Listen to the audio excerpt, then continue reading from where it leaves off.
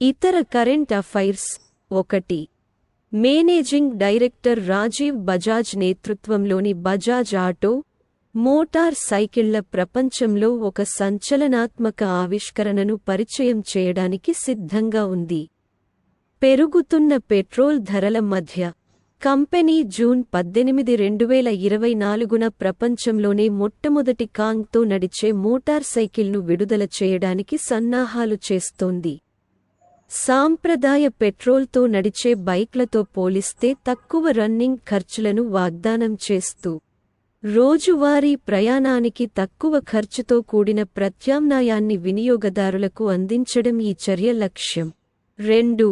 రవీంద్రనాథ్ ఠాగూర్ జయంతి 2024 రవీంద్ర జయంతి అని కూడా పిలుస్తారు. రవీంద్రనాథ్ ఠాగూర్ జయంతి జ్ఞాపకార్థం మే 8న వస్తుంది. మే 7, 1861న కోల్కతాలో దేబేంద్రనాథ్ ఠాగూర్ మరియు శారదా దేవి దంపతులకు జన్మించిన ఠాగూర్ ప్రభావం అతని జన్మస్థలానికి మించి విస్తరించింది. ప్రపంచవ్యాప్తంగా సాహిత్యం, సంగీతం మరియు కళలలో ప్రతిధ్వనిస్తుంది. 3. మహారాణా ప్రతాప్ మే 9, 1540న జన్మించాడు. జూలియన్ క్యాలెండర్ ప్రకారం గ్రెగోరియన్ క్యాలెండర్కు మారడం వలన అతని పుట్టిన తేదీని మే 19, 1540కి మార్చారు. అయితే ఆధునిక వేడుకలు హిందూ క్యాలెండర్తో సమానంగా ఉంటాయి. 4.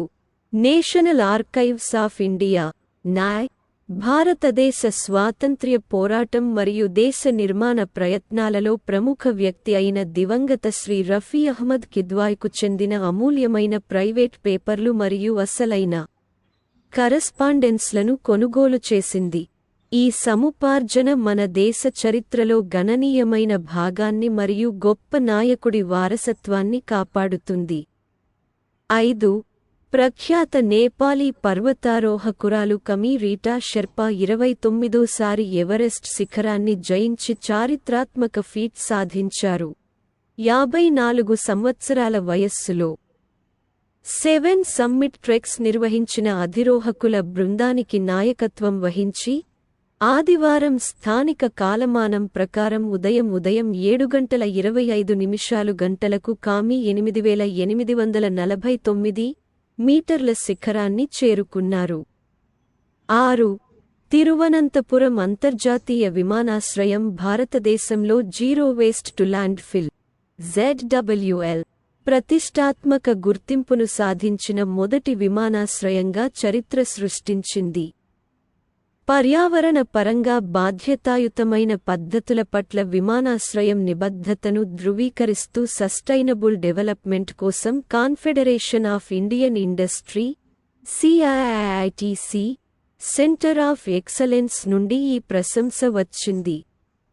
7. బంగాళాఖాతంలో ఏర్పడిన అల్పపీడన వ్యవస్థ రెమల్ తుఫానుగా బలపడి బంగ్లాదేశ్ మరియు పశ్చిమ బెంగాల్ తీరాలకు ఆనుకుని తీవ్ర తుఫానుగా మారనుంది. భారత వాతావరణ శాఖ (IMD) తుఫాను యొక్క పురోగతిని అంచనా వేసింది. ఇది మే 25 ఉదయం నాటికి తీవ్ర తుఫానుగా మారుతుందని మరియు మే 26 సాయంత్రం నాటికి పశ్చిమ బెంగాల్లోని సాగర్ ద్వీపం మరియు బంగ్లాదేశ్లోని ఖేపుపరా మధ్య తీరాన్ని తాకుతుందని అంచనా వేసింది. 8.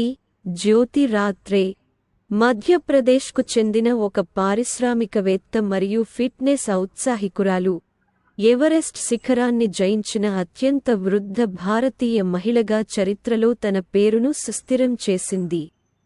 మే 19, 2018న ఎవరెస్ట్ శిఖరాన్ని అధిరోహించిన భారతదేశపు అత్యంత వృద్ధ మహిళ అనే బిరుదును 53 సంవత్సరాల వయస్సులో సంగీతా బహల్ సంపాదించిన 6 సంవత్సరాల తర్వాత ప్రపంచంలోని ఎత్తైన శిఖరానికి రాత్రే విజయవంతమైన ఆరోహణ జరిగింది. 9. విశేషమైన ఫీట్లో భారతీయ పర్వతారోహకుడు సత్యదీప్ గుప్తా ఒకే సీజన్లో మౌంట్ ఎవరెస్ట్ మరియు మౌంట్ లోట్సేని రెండుసార్లు స్కేల్ చేసిన మొదటి వ్యక్తిగా చరిత్రలో తన పేరును నిలబెట్టుకున్నాడు. అదనంగా అతను 11 గంటల 15 నిమిషాల్లో 2 శిఖరాలను అధిగమించిన మొదటి భారతీయుడు.